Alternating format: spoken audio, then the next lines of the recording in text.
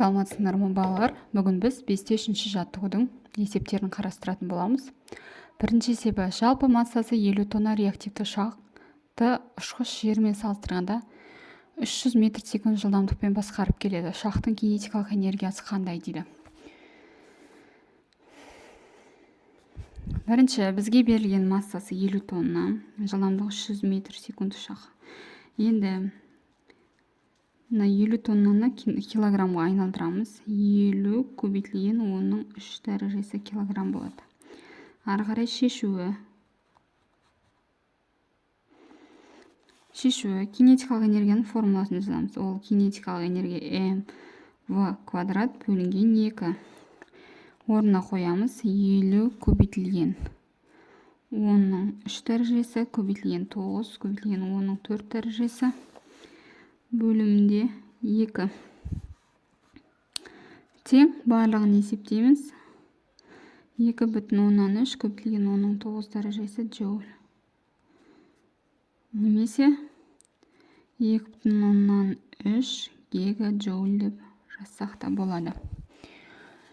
Келесі екінші есебіміз. Массасы 9 грамм оқ винтовка ұңғысынан 800 метр секунд жылдамдықпен шығады. Оның кинетикалық энергиясы қандай дейді.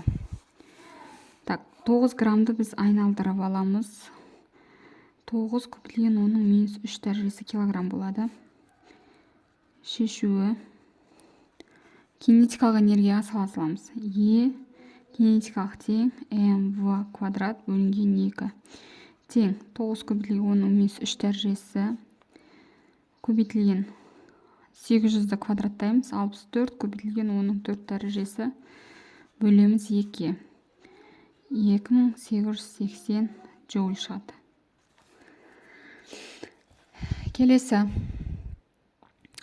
үшінші есеп. Тарту күші 6 көбейтілген оның 4 дәрежесі ньютон болатын мәшиненің жылдамдығы 2 метр секундтен 8 метр секундке артады. Мәшиненің жалпы массасы 8 тонна. Мәшиненің кинетикалық энергиясының өзгерісін тарту күшінің жұмысын және оның орнын ауыстыру аралығын табыңдар. Келіс есептелмейді дейді. Кеттік. 8 тоннаны біз айналдырып аламыз. 8 көбейтілген оның 3 дәрежесі килограмм болады. Барлығы бірдей өлшемге келу керек. Шешуі. Бірінші біз жұмыстың формуласы арқылы кинетикалық энергияны теңестіреміз. А тең F көбейтілген S қой. Осыдан А тең E кинетикалық энергияға деді қой. Қанша жұмыс жасалса, сол энергия жұмсалады сонша дедік. Екі бір-біріне тең дедік. Олай болса 8064 азайтылған 4 бөлеміз 2-ге тең 240 килоджоуль шығады. Ары қарай Fs тең E кинетикалық. Осы жерден, яғни біз жұмыстың формуласының бәріне ені қойып жатырмыз. S-ті табамыз. E кинетикалық бөлінген F 240 көбейтілген оның 3 дәрежесі бөлінген 60 көбейтілген оның 3 дәрежесі тең 4 метр.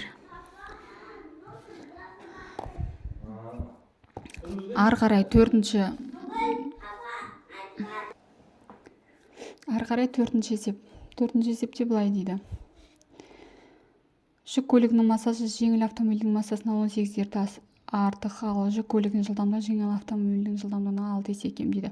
Олардың кинетикалық энергиясын салыстырыңдар дейді. Олай болса, былай етеміз.